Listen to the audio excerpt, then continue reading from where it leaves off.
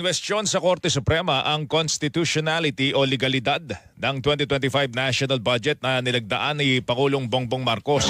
Ayon po sa mga petitioner na sina dating Executive Secretary Vic Rodriguez, Congressman Isidro Ungab at 6 na iba pa, labag sa saligang batas sa mga blanco sa pinagbasihang BICAM report ng Kongreso. Pinasasagot nila sa petisyon sina House Speaker Martin Romualdez, Senate President Jesus Cordero at Executive Secretary Lucas Bersamin. Una ng kinestyon ni dating Pangulong Rodrigo Duterte ang mga umano'y blankong bahagi ng BICAM report para sa 2025 budget. Binanggit din sa Supreme Court petition ni Ungab at Rodriguez na labag umano sa saligang batas ang pagdaragdag ng Senado at Kamara sa kani-kanilang budget na lagpas sa ipinanukala ng Pangulo.